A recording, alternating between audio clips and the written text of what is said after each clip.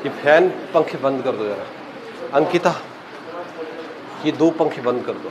AC चला रखा है ना पीछे? ठीक है, चलो अब आप कहाँ पे टॉपिक अपना पहुँचाए? आप कुछ अंग्रेज वाला पोर्शन कर रहे थे ना? हाँ, कमिश्नर। ठीक है, कल आपने लास्ट लेक्चर में आपने ब्रिटिश शासन, ये आपका टॉपिक चल रहा था, ब्रिटिश शासन। इसको एक और नाम भी दे देते हैं, औपनिवेशिक शासनकाल। औपनिवेशिक शासनकाल या ब्रिटिश शासनकाल का मतलब वो कालखंड जब कुमाऊं पर अंग्रेजों का शासन प्रारंभ हुआ। और हमारे राज्य में ब्रिटिश शासनकाल या औपनिवेशिक शासनकाल की शुरुआत 1815 से होती है। भले ही अंग्रेज हमारे स्टेट के अंदर 1814 में आ गए लड़ाई झगड़ा करने, पर अंग्रेजों की वास्तविक रूप से एंट्री जो है वो 1815 में हुई। तो 1815 में ब्रिटिश एडमिनिस्ट्रेशन की जब शुरुआत हुई तो 1815 से लेकर 1947 ये हमको पढ़ना है। पिछले लेक्चर में आपको पता चला अंग्रेजों ने यहाँ आने के बाद प्रशासन में क्या बदलाव किए। उन्होंने हमारे राज्य के प्रशासन में सबसे पहले जो कुमाऊं का क्षेत्र था उसे कमिश्नरी बनाया सबसे पहले। और क्योंकि कुमाऊं को एक कमिश्नरी बना दिया गया, इसलिए वहाँ पर एक पर्टिकुलर व्यक्ति बैठाया गया जिसको कमिश्नर कहते थे। और वो जो कमिश्नर था उसे कुमाऊं कमिश्नर कहते थे। कुमाऊं कमिश्नरों में पहला कमिश्नर कौन बना? Edward gardener. और गार्डनर के द्वारा करवाए जाने वाले काम आपने लिखे हैं ना, जैसे इन्होंने भूमि कर, गैर भूमि कर, डाक सेवाओं की शुरुआत कराई वगैरह वगैरह। ये सारा का सारा काम आपके पास कल आया। तो 1815 से लेकर 1816 तक, 1 साल तक, साल भी नहीं कुछ महीनों तक गार्डनर कुमाऊं का कमिश्नर बना रहा। और जब गार्डनर कुमाऊं का कमिश्नर था 1816 तक, तो 1816 में कमिश्नर गार्डनर को यहाँ से नेपाल भेज दिया और उसकी जगह दूसरा कमिश्नर आया। उसका नाम क्या रखा था? जॉर्ज विलियम ट्रेल, फिर गोबान, फिर लूशिंगटन। तो ये शुरुआती दौर है 1815 से और 1900 तक। ये औपनिवेशिक शासनकाल का शुरुआती दौर है। और औपनिवेशिक शासनकाल के शुरुआती दौर में क्या क्या काम हुए वो हमको पढ़ने हैं आजकल की लेक्चर में। जैसे पिछले लेक्चर में आपने किसके बारे में पढ़ा है? गार्डनर। ये गार्डनर नाम का कमिश्नर था भाई, उसने कुमाऊं के अंदर क्या क्या काम करवाए। अब 1816 में गार्डनर जब रिटायर हुआ तो उसके बाद अगला कमिश्नर बना था ट्रेल। तो आज पहले हम ट्रेल के कामों को पढ़ेंगे। तो आप सबसे पहले टॉपिक डालना जॉर्ज विलियम ट्रेल। ठीक है, जॉर्ज विलियम ट्रेल ये था कुमाऊं का दूसरा कमिश्नर। जॉर्ज विलियम ट्रेल, पहला कमिश्नर कौन था? गार्डनर। और गार्डनर के बाद दूसरा कमिश्नर बना जॉर्ज विलियम ट्रेल। 1816 से 1835 तक ये कुमाऊं का कमिश्नर रहा। वैसे तो आप देखो पहला कमिश्नर गार्डनर है, पर गार्डनर को कमिश्नर रहते हुए इतना कम टाइम मिला कि वो बहुत सारे काम नहीं कर पाया। बस आया और यहाँ पर ब्रिटिश प्रशासन की उसने नींव रखी और 9-10 महीने के अंदर अंदर ही उसको नेपाल भेज दिया गया। तो हाँ, वो पहला कुमाऊं कमिश्नर है। जो गार्डनर है वो हमारे राज्य में प्रथम कुमाऊं कमिश्नर है, परंतु ब्रिटिश एडमिनिस्ट्रेशन की नींव रखने वाला पहला व्यक्ति जॉर्ज विलियम ट्रेल हुआ। इसका शासनकाल कुमाऊं कमिश्नरी में बहुत बेहतरीन माना जाता है। अपने टाइम पीरियड में इसने कुमाऊं का खूब विकास करवाया। कुछ चीज़ों के लिए इसका नाम बड़ा फेमस है तो कुछ चीज़ों में बदनाम भी है। तो मिला जुला कैरेक्टर है जॉर्ज विलियम ट्रेल। 1816 में उसे कुमाऊं का कमिश्नर बनाया गया। इसके बारे में क्या कुछ खास बातें, पहले मैं उन बातों के बारे में यहाँ पर कुछ पॉइंट लिख रहा हूँ। सबसे पहली बात कि जॉर्ज विलियम ट्रेल जो है इसे कुमाऊं का पहला वास्तविक कमिश्नर माना जाता है।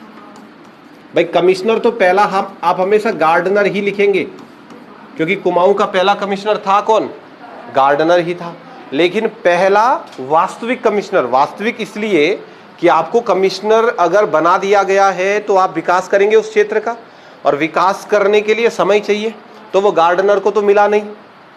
तो प्रथम वास्तविक कमिश्नर जॉर्ज विलियम ट्रेल को माना जाता है, एक बात। दूसरी बात कि ये जो ट्रेल नाम का कुमाऊं कमिश्नर हुआ, इसने जब अपना प्रशासन चलाया कुमाऊं में तो इसकी बहुत सारी अच्छी बातें हैं, जैसे इसने हमारे राज्य का खूब विकास किया। पर इसकी अगर हम गलत बातों की बात करें, जो इसकी गलत बातें हैं, तो उसके बारे में ये कहा जाता है कि इसका स्वभाव बड़ा जिद्दी हुआ। ठीक है, इसने कुमाऊं का खूब विकास करवाया, लेकिन कुमाऊं का विकास करते समय जो पॉलिसी इसके द्वारा चलाई गई, जिन पॉलिसियों का पालन इसने किया ट्रेल ने, उन पॉलिसियों में काम करते समय ट्रेल ना किसी आदमी की बात सुनता था और ना वो किसी पर आश्रित रहता था। तो दूसरा मैं एक पॉइंट लिख रहा हूं कि जब कमिश्नर ट्रेल कुमाऊं का कमिश्नर बना तो इसके शासनकाल को आपने सुना भी होगा, क्या कहते हैं, न वकील न दलील और न अपील का शासन। न वकील न दलील न अपील का शासन किसके शासनकाल को कहा जाता है? तो आप कहेंगे ट्रेल जो कुमाऊं कमिश्नर था, ट्रेल के शासनकाल को न वकील न दलील न अपील का शासन कहा जाता है। आप एक एक करके नाम पढ़ेंगे तो आंसर निकल भी जाएंगे। न वकील का मतलब क्या है कि कोई भी आदमी इसके कामों में वकालत नहीं कर सकता फालतू, बीच में कोई ये नहीं कह सकता इसके काम में कि ऐसा करो, ये नहीं मानेगा इसको। तो न वकील मतलब वकालत नहीं चलेगी किसी की। दलील नहीं दे सकते आपकी, ऐसा हुआ था पिछली बार, दलील भी नहीं चलेगी। और प्लीज प्लीज भी नहीं चलेगा। इसका मतलब इसके काम करने का तरीका कैसा है? राउडी राठौड़ है, मतलब एक हिसाब से ना दबंग है, बिल्कुल सलमान खान की तरह। जो मन करेगा वो करेगा, जब मन करेगा वैसा काम करेगा। तो इसे न वकील न दलील न अपील का शासन का कहा जाता है। ठीक है, इसने कुमाऊं में जो काम किया या जितने समय तक ये कुमाऊं में प्रशासक रहा, कब से कब तक देखो, 1816 से लेके 1835। क्या हो रहा था इस समय? कुमाऊं का बहुत तेज गति से विकास हो रहा है और भाई किसी की बात सुन नहीं रहा, अच्छा है चाहे बुरा, बात किसी की नहीं सुन रहा। तो जब लोग आपस में बात करते एक दूसरे को कहते कि भाई इससे पहले तो गोरखाओं का शासन था, गोरखा चले गए, अब लोग एक दूसरे से डिस्कस कर रहे थे कि हुआ क्या भाई, हुआ क्या कुमाऊं का, कुमाऊं में ऐसा चल क्या रहा है जो इतना विकास हो गया। तो बातों बातों में ना लोगों ने एक शब्द इजाद कर दिया। ट्रेल का जो शासनकाल कुमाऊं में चला उसे वहां के लोगों ने नाम दे दिया क्या? ट्रेल गर्दी। अब कितनी गर्दी आपको पता है? आपको 3 गर्दी पता है। एक गर्दी पता है तुम्हें, गुंडागर्दी पता है ना, गुंडागर्दी, गुंडों का राज चल रहा है। एक गर्दी आपने पढ़ी गैड़ा गर्दी, याद हो आपको चंदों में, अजीत चंद की मृत्यु के बाद देवी चंद जब मर गया उसके बाद मानिक गैड़ा ने क्या फैलाई? गैड़ा गर्दी। और एक गर्दी और फैली, कौन सी? ट्रेल गर्दी। ट्रेल गर्दी मतलब ये नेगेटिव नहीं है, पॉजिटिव है। भाई विकास पे विकास हो रहा लगातार, मतलब तुम सुबह उठ रहे नई योजना, दिन में तुम थोड़ा 2-3 घंटे निपटाए 2-2 हजार सबके खाते में, शाम होते होते तुम्हारे गांव स्कूल खुल गया, कल सुबह तुम्हारी सरकारी नौकरी लग गई, कल दिन में आते आते राजमा भात मिल रहा, कभी अबे चल क्या रहा भाई जी? ट्रेल गर्दी चल रही है। तो ट्रेल के शासनकाल को कुमाऊं में क्या कहते हैं? ट्रेल गर्दी। ट्रेल गर्दी मतलब ट्रेल का जो शासन इसके आधार पर चला। कमिश्नर ट्रेल क्यों फेमस है? कुछ खास बातों के लिए। जैसे कमिश्नर ट्रेल ने क्या करवाया, तो जब ट्रेल कमिश्नर बना तो मैं इसके कामों की यहाँ पर लिस्ट बना देता हूँ। अच्छा कमिश्नर है, अच्छे प्रश्न देता है। 1816 में जैसे ही ये कमिश्नर बना, कमिश्नर बनते ही 1816 में तो इसने 2 काम करवाए। पहला काम भूमि बंदोबस्त। क्या राज्य में भूमि बंदोबस्त हो चुका था? हाँ, 15 में हो चुका था, लेकिन सिर्फ कहाँ का? कुमाऊं का। इसके बाद ट्रेल आया और भूमि बंदोबस्तों की एक ऐसी कहानी शुरू हुई जिसने इस राज्य के अंदर भू व्यवस्थाओं को सुदृढ़ किया, सही किया। 1816 में ट्रेल ने भूमि बंदोबस्त करवाया। इसके बाद ये रुका नहीं और 1816 के बाद देखो 1816, 17, 20, 23, आगे चलो 28 और 33, अपने टाइम पीरियड में ट्रेल नाम का जो कमिश्नर है इसने कुमाऊं में कुल 7 भूमि बंदोबस्त करवाए। और सभी कमिश्नरों में सबसे ज्यादा भूमि बंदोबस्त करने वाला कमिश्नर कौन होता है? ट्रेल होता है। ट्रेल ही कुमाऊं का वो कमिश्नर है जिसने कुमाऊं में सबसे ज्यादा भूमि बंदोबस्त करवाए। ट्रेल के हर एक भूमि बंदोबस्त की कुछ ना कुछ विशेषता है, उसके लिए एक अलग से डेडिकेटेड लेक्चर है हमारे पास, भूमि बंदोबस्त। वहीं पर पढ़ेंगे कि इसका 16 का बंदोबस्त में क्या हुआ, 17 में क्या हुआ, 20 में क्या हुआ। लेकिन 1816 में कमिश्नर बनते ही उसने सबसे पहले काम कुमाऊं में भूमि बंदोबस्त करवाया। और कोई एक बंदोबस्त नहीं, बैक टू बैक ये लगातार कुमाऊं में भूमि बंदोबस्त करवाते रहा। तो ट्रेल ने कुमाऊं में कुल कितने भूमि बंदोबस्त करवाए? तो आपका आंसर होगा 7 भूमि बंदोबस्त। 1816 में ही ट्रेल कमिश्नर के द्वारा अल्मोड़ा में एक जेल भी स्थापित करी गई। हालांकि उसका यह निर्णय फ्लॉप रहा, फेल रहा, क्योंकि कुमाऊं में इतना ज्यादा क्राइम रेट नहीं था। तो 1816 में अल्मोड़ा की जेल, ये वाला अंकिता इसको कम कर दो, ये फैन जो है ना 1 पॉइंट पे ले आओ उसको, है ना, नहीं तो इनको गर्मी लगती हुई। राम दो तुम्हारा रोज गर्मी ना, ये हवा यहां तक भी पहुंचने दो इनके तक, इनका हाल बुरा है आगे। ठीक है, चलो 1816 में पहले इसने भूमि बंदोबस्त करवाया। कितने करवाए भूमि बंदोबस्त? 7। दूसरा काम, अल्मोड़ा में जेल बना दी 1816 ईस्वी के अंदर ही। फिर 1816 के बाद 1817 और 1818, ये जो 2 साल रहे, इन 2 सालों में इस कमिश्नर ट्रेल ने क्या किया, गोरखाओं के शासन काल में गोरखा से अगर आप लड़ गए तो वो क्या करते थे, आपकी जमीन को छीन लेते थे आपसे। अगर गोरखा के साथ किसी ने ज्यादा तू मैं कर दी तो गोरखा उस व्यक्ति की जमीन छीन लेता था, उसकी जमीन को सरेंडर करवा देता था और वो जमीन अपने पास ही रखता था। तो गोरखा शासन काल में गोरखाओं ने लोगों की जो जमीन छीनी हुई थी, क्या बोला मैंने, गोरखा के जमाने में गोरखाओं ने लोगों की जो जमीन छीनी हुई थी, तो आदमी है कि 2 दिन में खत्म हो भी रहा। अब यहाँ है नहीं बैंकर, इन्हीं में से एक अच्छा बैच है, इन्हीं बच्चों में से एक अच्छा बैच क्रिएट किया जा सकता है, नहीं है। धीरे धीरे बैंच भुंचम की तरफ अग्रसर है, भुंचम व्यवस्था ज्यादा बन रही है।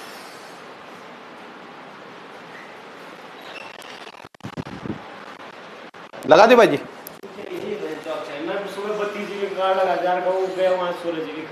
लगा दिया आपने, रिकॉर्डिंग स्टार्ट हो गया तो? हाँ वही तो मैं कह रहा हूँ, तुरंत हो जाएगा। रिकॉर्डिंग स्टार्ट है, जाओ पूछ जाओ बंद कमेंट। आज गाँव भी जाना है मैं ना, आज गाँव भी जाना, चेक ले ले, 10-15 दिन बाद मेरे चेहरे पे खुशहाली आ जाएगी।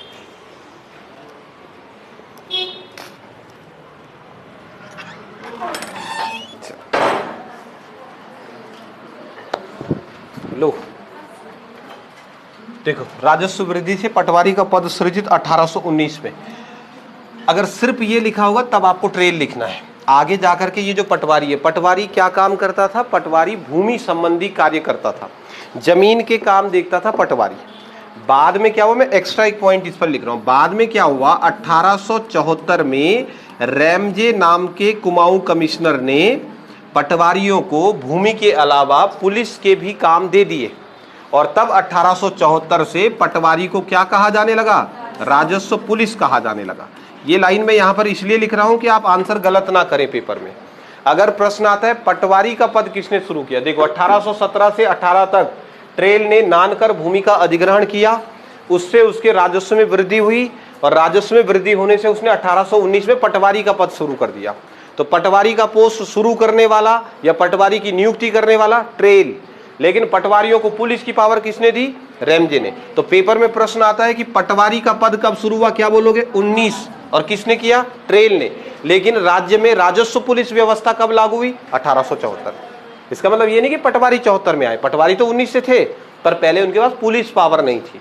उनको पुलिस पावर कब दी गई, 1874। किसने दी, तो 1874 में रैमजे के द्वारा राजस्व पुलिस व्यवस्था को शुरू किया गया। गलत तो नहीं करोगे ना, ये थोड़ा सा कॉम्प्लिकेटेड आंसर इसके अंदर आ जाता है, ठीक है।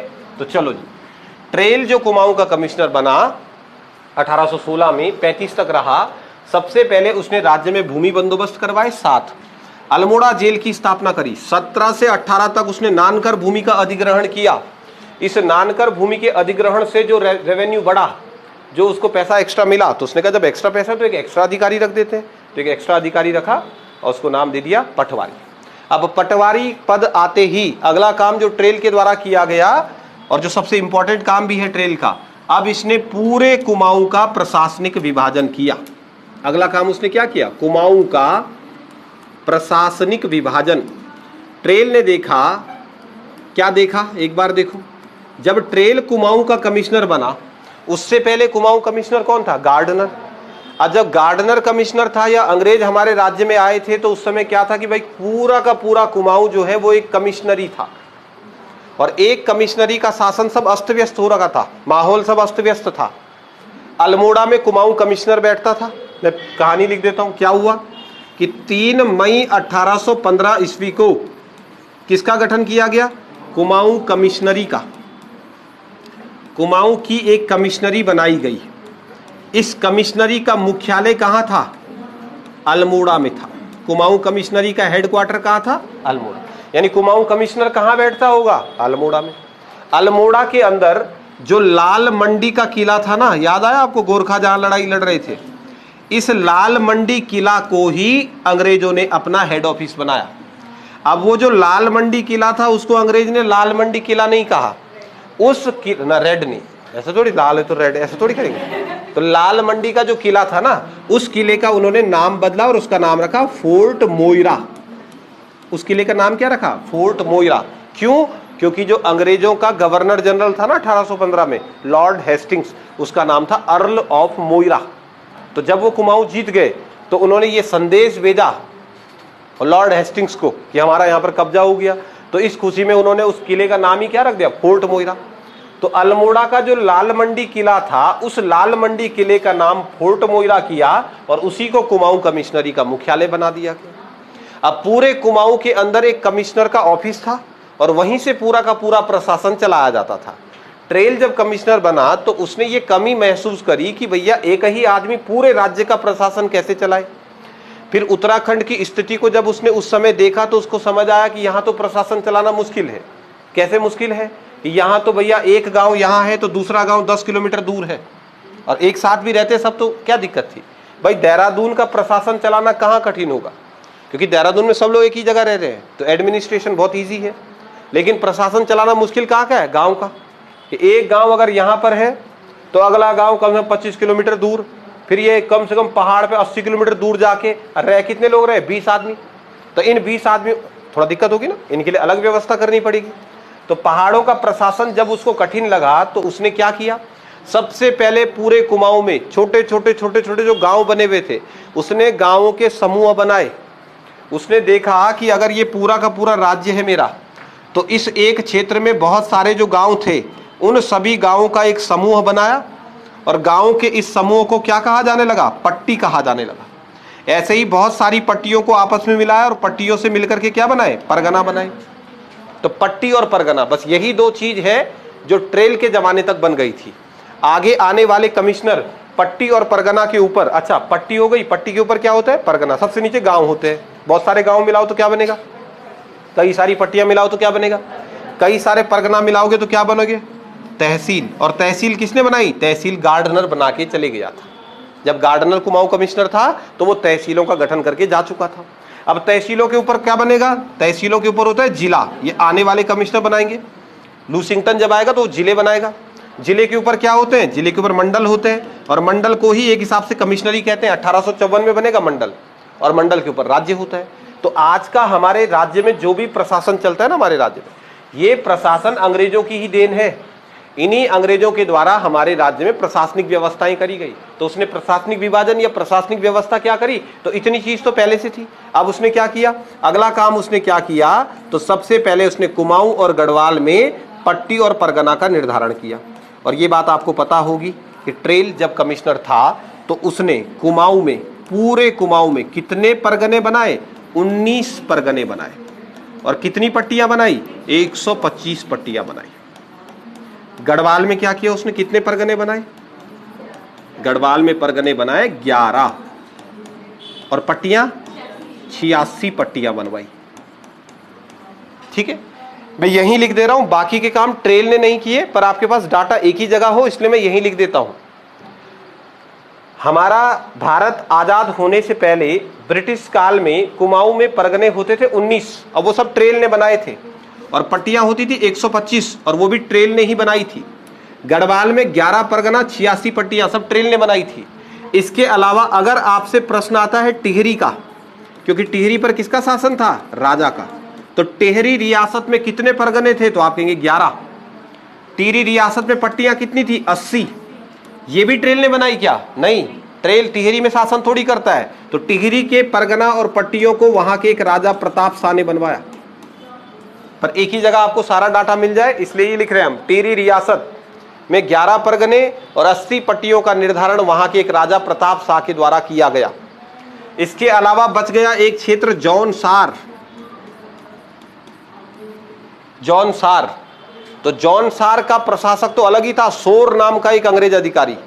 तो अंग्रेजों ने जौनसार में भी परगने और पट्टियां बनवाई, लेकिन जौनसार में पट्टी तो होती ही नहीं है। वहां गांवों के समूहों को खत कहते हैं, खत। तो जौनसार में ब्रिटिश काल में अंग्रेजों के द्वारा जो खतें बनाई गई वो 39 थी। खत कितनी बनाई? 39। खत का मतलब पट्टी, गांव का समूह। और परगने कितने थे? 7। तो ये सारी कहानी मैंने यही लिख दी। लाल पेन से लिखा हुआ काम ट्रेल ने नहीं किया। ये दोनों काम ट्रेल ने नहीं किया। ये जौनसार का प्रशासक था सोर, उसने बनाया, और ये किसने बनाया? प्रताप शाह ने। पर एक ही जगह आ जाए परगना पट्टी के प्रश्न, इसलिए मैंने यहां लिख दिए। तो सबसे पहले हमारे राज्य में एक प्रशासनिक व्यवस्था बनाने का श्रेय ट्रेल को जाता है। अब ट्रेल के आने से देखो कितना फायदा हो गया। उत्तराखंड में सबसे पहले गांव तो बने हुए थे, ये तो हमारे पूर्वजों ने बना रखे थे। अब उसने क्या किया? सबसे पहले जब ट्रेल कमिश्नर बना, उसने कहा प्रत्येक गांव में एक आदमी होगा जिसको कहा जाएगा कमीण, और ये कमीण क्या करेगा? गांव गांव से टैक्स लेगा। अब खूब सारे मतलब 10, 15, 20 गांव का हम एक पट्टी बना देंगे। गांव के ऊपर क्या बनी? पट्टी। और पट्टी का मुखिया कौन होगा? पट्टी का मुखिया होगा पटवारी। तो गांव गांव के कमीण गांव से टैक्स लेकर के किसको देंगे? पटवारी को। फिर पट्टी के ऊपर होगा परगना, और परगना का एक हेड होगा जिसको कहा जाएगा परगना अधिकारी। तो ये पटवारी क्या करेंगे? गांव गांव से जो टैक्स आया वो टैक्स परगना अधिकारी को दे देंगे। परगना के ऊपर होंगी तहसीलें, और तहसीलों में बैठा होगा तहसीलदार, और सारा पैसा परगना अधिकारी किसको दे देंगे? तहसीलदार को। और तहसीलदार के ऊपर उस समय होता था डायरेक्ट कुमाऊं कमिश्नर, और पूरा चेन बन गया ना। तो उसने एक प्रशासन बना दिया कि भाई काम करने की व्यवस्था हो, अव्यवस्थित तरीके से ना हो।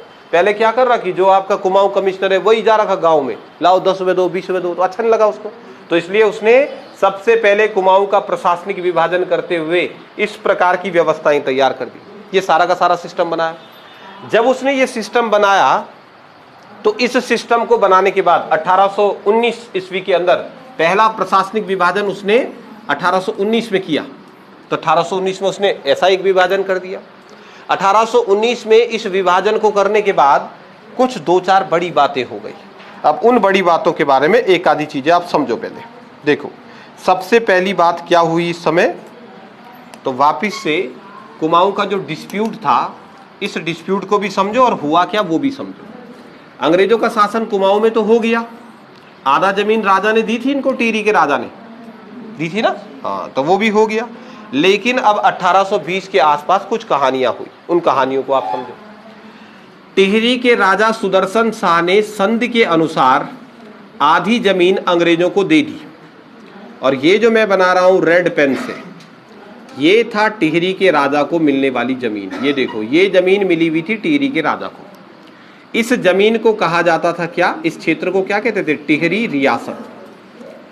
तो जब अंग्रेज और गोरखा के बीच लड़ाई हुई और अंग्रेजों ने गोरखा को भगा दिया, तो क्योंकि गढ़वाल के राजा सुदर्शन शाह के पास पैसा नहीं था, इसलिए उसे अपनी आधी जमीन अंग्रेजों को देनी पड़ी।